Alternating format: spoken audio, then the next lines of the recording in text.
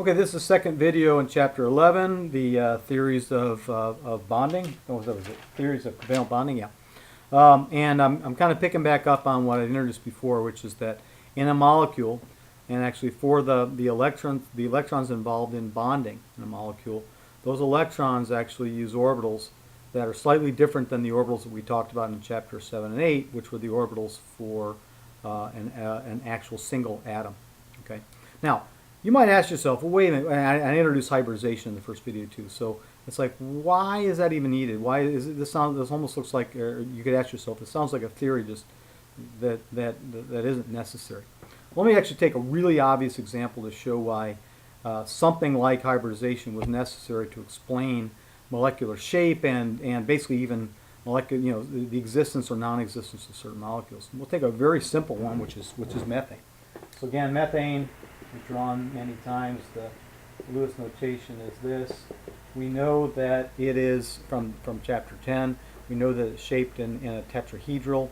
It forms a perfect AX4 V-separ configuration. And that's, very easily verified by experiment that sure enough it's shaped like a tetrahedral. And the bond angles are 109.5 and all that jazz. Okay, let's look at this orbitally though, and focus on the carbon for a moment. Carbon, if you remember, has the configuration of helium, plus it has two electrons in the 2s and 2 electrons in the 2p. Okay, and so we're just focusing on the valence electrons, these outer ones. You can see that there's 4 valence electrons, which we again know from all of our work in Chapter 10. But if you just look at this, and then drawing them the way we drew them before in the earlier chapters, you've got 2 electrons in the s orbital that are filled. They're opposite spin and they're filled, and then we have 1 electron each in the p's. So if you think about this now from a there's a couple ways to look at this. The shallow version is like, well, it looks like there's really only 2 electrons that are available for bonding because these are already paired, so they don't look available, and so it looks like methane should be shaped linearly like this, with with a pair of electrons, the s pair. And that's obviously not what methane looks like. And so something must be wrong here. Or not wrong, but this doesn't look like a good model in explaining the bonding in methane. That's all I'll say about this for now. We'll come back to it in a second. So I want to jump right in and show how hybridization makes sense, and even show some of the geometry involved. And I'm actually going to start with an element that we don't talk much about, which is beryllium. So beryllium is number 4 in the periodic table. And just to kind of recap beryllium, again, it has 1s that's all filled. That's the inner shell, and it has 2 electrons that are both filled in the 2s. Okay. So again, that's a beryllium atom. So if you look at a beryllium atom, sorry, I'll draw that as a dot. A beryllium atom, and I'm going to draw it in conjunction with the geometry, is that it's got a good electron density for the 1s right there, and it's got a nice little electron density for the 2s there. Now, and the electrons are filled there. Now, there's also these unfilled, and how should I depict this? I'll draw all the orbitals of beryllium. There's the 1s, the 2s. Yes, I don't want to draw those. I'm going to leave the s's out. You have to imagine the s's, and I'm going to draw just the p's. So the p orbitals exist for beryllium. It's just that they're unfilled. So again, it would look like these are all filled, these are filled, and then these 3 are just empty for the atom. Okay.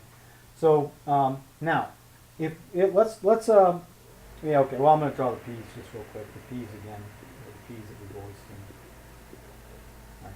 Now let's take a compound, erase this now, take a compound like beryllium chloride. Okay.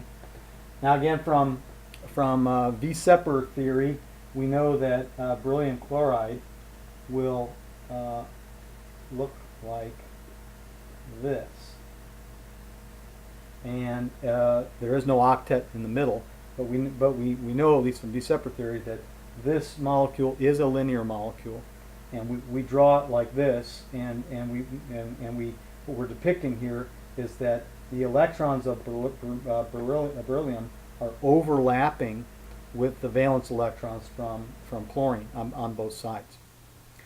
Let's look at that geometrically, what that kind of means. Boy, I may have a hard time. There is actually a really good picture. I'll point you to the picture rather than trying to draw all of it. But the picture in figure 11.2 shows the story pretty well. It shows various pictures here. But the key point that it's showing is that the beryllium atom, which I'm going to draw in the middle, like this, is nearby a chlorine atom on both sides, which are of course bigger. And the bonding electrons are actually in this region between the two atoms. What is bonding here is a p orbital from chlorine. I didn't draw chlorine, but chlorine, as you know, the valence electrons are in the p orbital. They're towards the end, and so one of the p orbital of chlorine that's shaped like this, meaning in this direction, are going to be the orbitals. See if I'm drawing that right. Yeah. Are going to be the orbital, the electron in this p orbital of chlorine and this p orbital of this chlorine are going to be the ones that form the valence bond with beryllium. Now beryllium, of course, has just its electrons are in the 2s orbital. Of course, as you remember, they're actually paired, so it doesn't even look like beryllium should even react with chlorine. Here's what happens: beryllium's 2s electrons and empty 2p orbitals. What happens is that these actually kind of join together. They mix. Mathematically, they mix to form two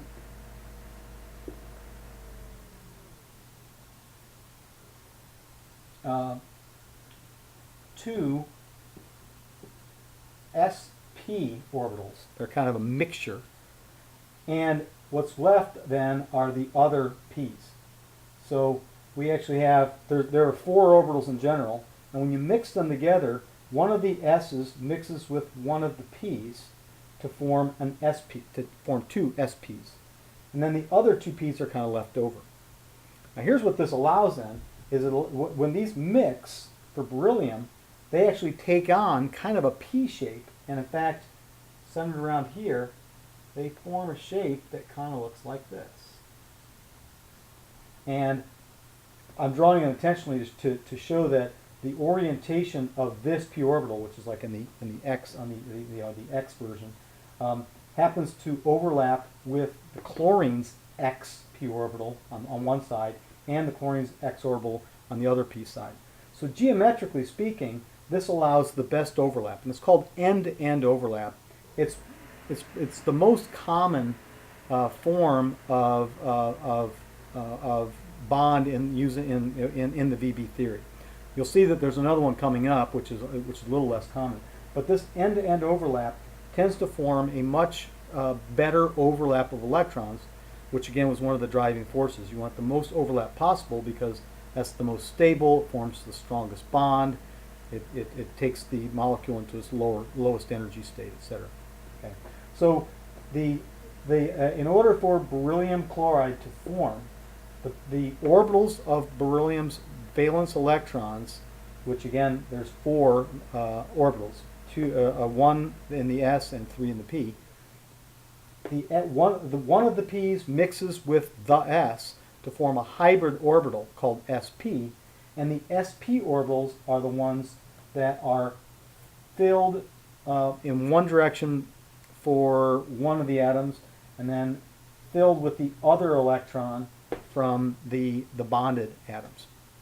And this essentially forms a bond by filling this hybrid orbital, a mix of an S and a P. And sure enough, this mixes with observation that the bond angle in beryllium chloride is linear, and the mathematical formulas for describing the electron densities for those valence electrons tends to match up nicely with quantum mechanics that have been adjusted to modify the orbitals to be this mixed hybrid of S and P. Okay, and in this one case for beryllium, it's the simplest example. Now, one thing I want just to note before I end this is that I showed the SP again as kind of being this loop here. What about another color? This loop here in the middle. There's the one electron goes there and the other electron goes there.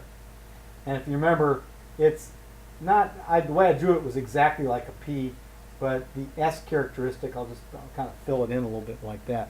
So this that I drew here in red is the hybrid SP orbital.